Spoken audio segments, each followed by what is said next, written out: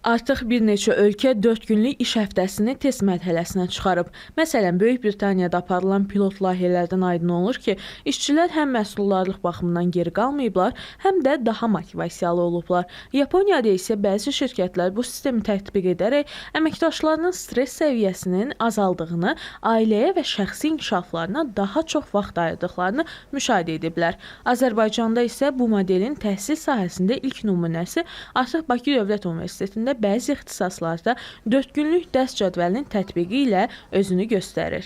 Təhsil yükünə görə 4 günlük iş sistemi gözəldir, amma iş gündə təbii ki, biz istəyərdik ki, 4 günlük iş sistemi olsun, ya da ki, saat hesabı ilə olsun ki, əlavə vaxt da qalsın. 4 günlük iş rejimi olsa, tıxaclardan azalmış ola bilərik, kütləvi nəqliyyat vasitələrindən istifadə azalma, sıxlıq daha az ola bilər. Maraqlı sual yaranır. Təhsil sistemində sınaqdan keçirilən bu model iş həyatına da tətbiq oluna bilərmi?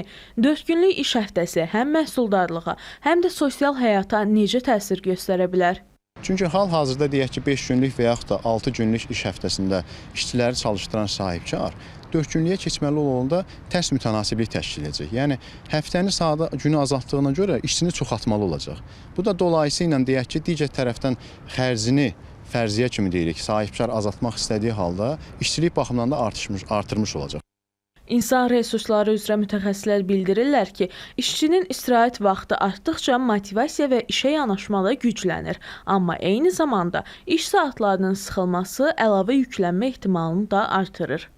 İşçi baxımından yanaşsaq isə təbii ki, işçi istəyər ki, onun istirahəti daha çox olsun. Böyük ehtimal razı olacaq ki, 4 günlük işləyək. Amma hansı müqabildə 4 günlük işləməyə razıdır? 5 günlüyün saatlarını 4 günlüyə yükləməklə mi işləyəcək? Yoxsa saatlarda dəyişəcək, deyək ki, 5 günlükdə 40 saat işləyirsə, 4 günlükdə 32 saat işləyib yerinə yetirəcək. Millət vəkilləri isə hesab edir ki, bu ideya Azərbaycanda pilot layihə kimi sınaqdan keçirilə bilər. Əvvəlcə seçilmiş sahələrdə tətbiq edilərək, nəticələr öyrənildikdən sonra geniş miqyasda müzakirəyə çıxarıla bilər. Azərbaycanda da 4 günlük iş rejiminin tətbiqi məsələsi müzakirə olunur. Bu istiqamətdə pilot olaraq bu iş həftəsinin tətbiqi baxıla bilər. Bunun üçün təbii ki, qiymətləndirmələr və müzakirələr verəcək də profil dövlət qurumu tərəfindən qiymətləndirmənin aparılması ilə ehtiyac var. Amma nəzərə alsaq ki, 4 günlük iş həftəsini tətbiq edən ölkələr pilot olaraq müəyyən sektorları seçir. Ona görə də Azərbaycanda da bu bütövlükdə islahatın pilot olaraq tətbiqi mümkün ola bilər. Böyük Britaniya və Yaponiyada aparılan pilot layihələr onu da göstərir ki, 4 günlük iş həftəsi işçilərin həm məhsuldarlığını qoruyub, həm də ailəyə və şəxsi inkişaflarına daha çox vaxt ayırmalarına şərait yaradıb.